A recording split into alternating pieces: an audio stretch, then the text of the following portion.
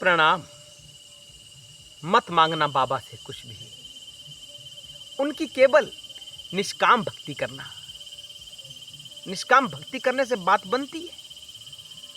आप हमेशा ऐसा कहते रहते हैं अपने चैनल के ऊपर, प्रत्येक वीडियो में कहते हैं कि शंकर जी की भक्ति निष्काम करनी चाहिए, लेकिन हमारे जीवन में क्लेश उत्पन्न हो रहे हैं, बाधा उत्पन्न हो रही है, हम दुखी हैं, हमें सताया जा रहा है, फिर भी हम शंकर जी से उसका निवारण ना पूछें, शंकर जी को ना बताएं।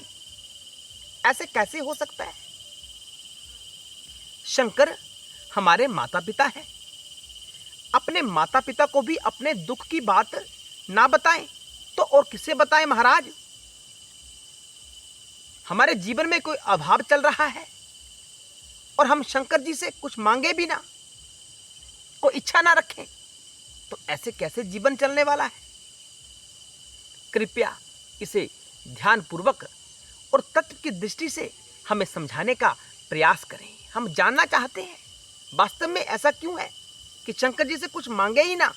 हमारे जीवन में अभाव है, कमी है, लेकिन हम फिर भी ना मांगे। तो यह वीडियो ऐसे दर्शकों के लिए समर्पित है जो चाहते हैं शंकर जी से कुछ मांगना।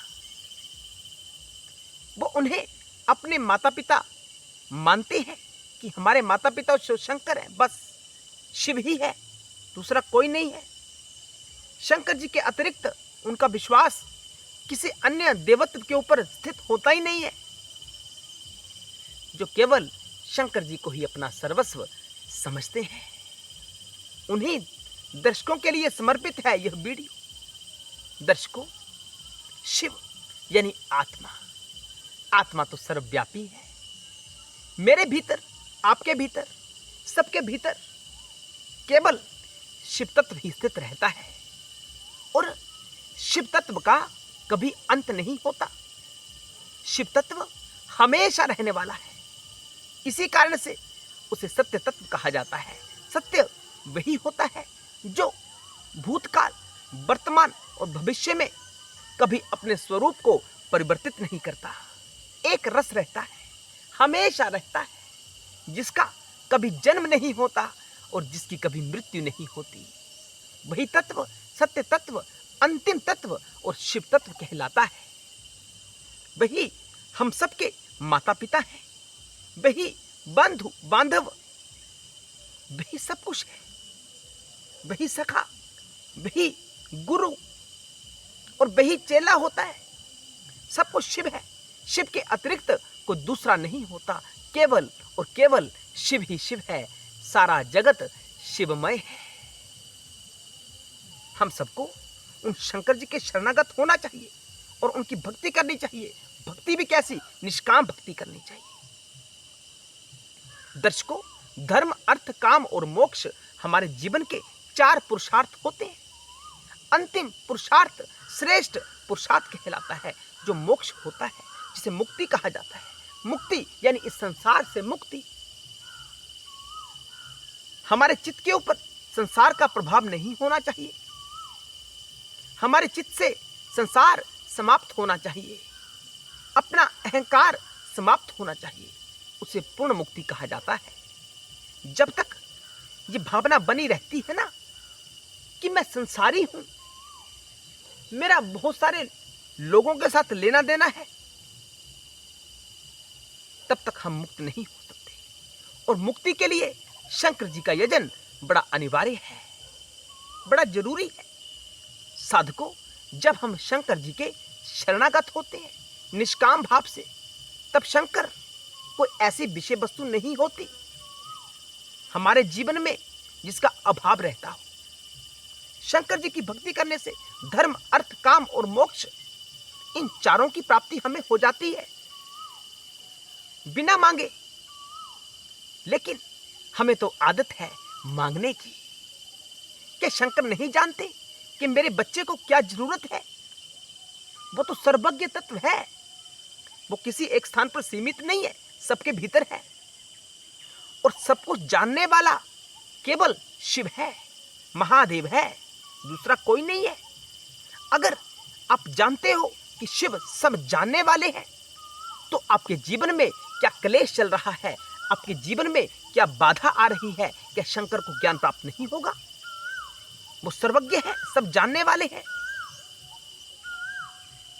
जब आप निष्काम भक्ति करते हैं तो वो आपको धर्म भी देते हैं, और धर्म से बात बनती है। धर्म यानी नंदी का प्रवेश हमारे जीवन में होता है।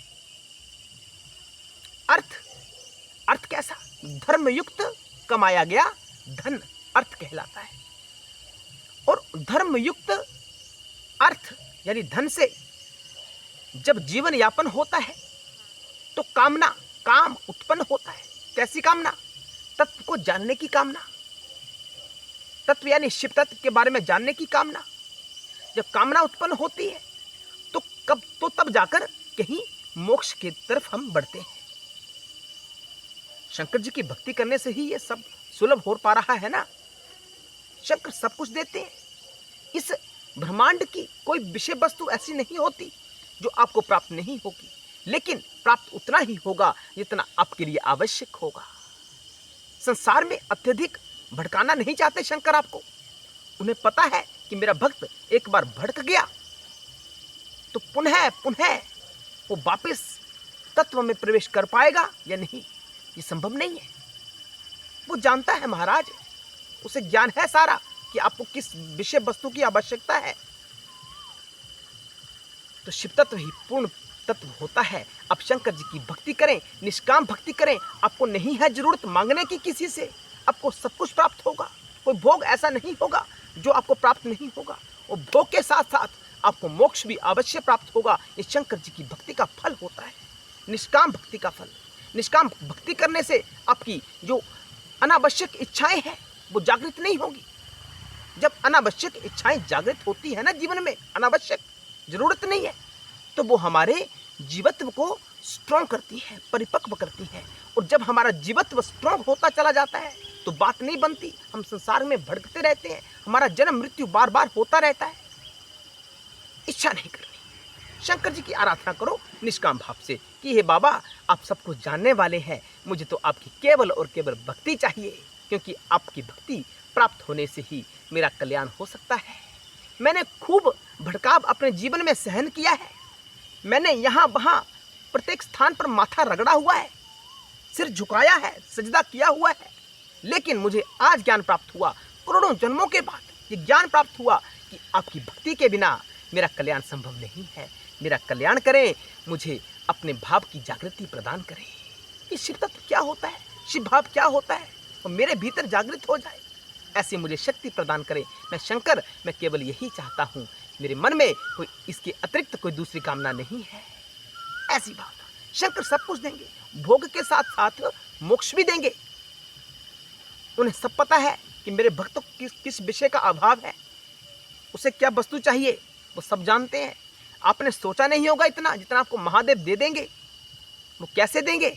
जब निष्काम भक्ति करेंगे, जब व्यापार करेंगे, मांगकर काम करेंगे कि मैं आपकी भक्ति करता हूँ, मुझे ये विषय वस्तु दे दो, तो शुद्ध व्यापार हो जाता है। यहाँ प्रेम की वार्ता नहीं रह जाती, यहाँ सत्य तत्व की वार्ता नहीं रह जाती। निष्काम मैं नहीं मांगूंगा, उससे सब पता है मुझे क्या चाहिए, क्या मेरे लिए अनिवार्य है, क्या मेरे लिए उत्तम रहेगा और क्या मेरे लिए उत्तम नहीं रहेगा, वो सब जानने वाला है।